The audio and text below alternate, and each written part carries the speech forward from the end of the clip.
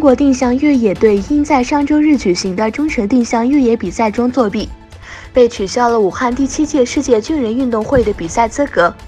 2019年，世界军人运动会在中国武汉举行，中国作为东道主却爆出严重丑闻，解放军代表队在定向运动项目被抓报作弊。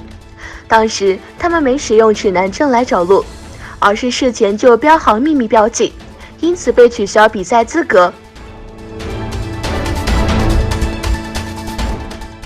英国警方周五说，他们在人口贩运的罪名下逮捕了另外2名与集装箱藏尸案有关的嫌犯。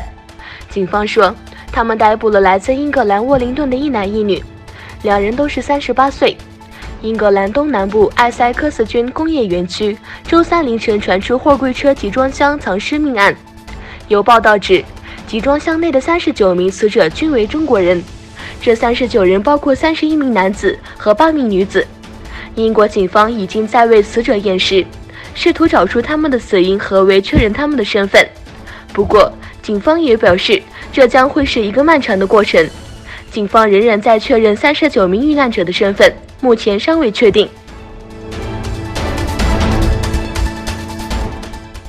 伊拉克示威活动的损失越来越重。昨天，在巴格达及其南部城市的反政府示威活动中，死亡人数已上升至30人。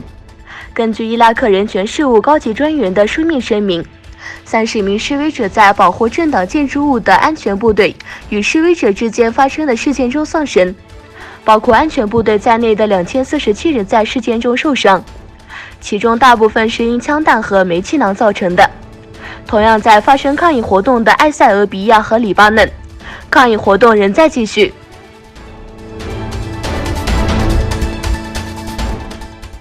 据阿富汗南格哈尔省省长发言人霍加尼消息，阿富汗国家安全局一支车队遭到自杀式炸弹袭击，爆炸造成至少5人死亡，另有17人受伤。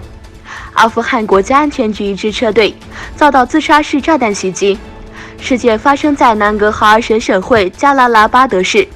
霍加尼指出，袭击造成2名平民和3名安全部队人员死亡，伤者包括11名平民和6名强力人员。美国总统唐纳德·特朗普将俄罗斯对2016年总统大选的调查描述为美国历史上最糟糕的欺骗。美国司法部对通俄门起源的扩大审查，现在已演变成一项刑事调查。总统特朗普对刑事调查进行了评估。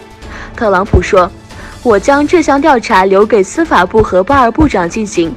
这项调查是我国历史上最严重的欺骗。通俄门调查引发了近2年的争议，并于去年完成。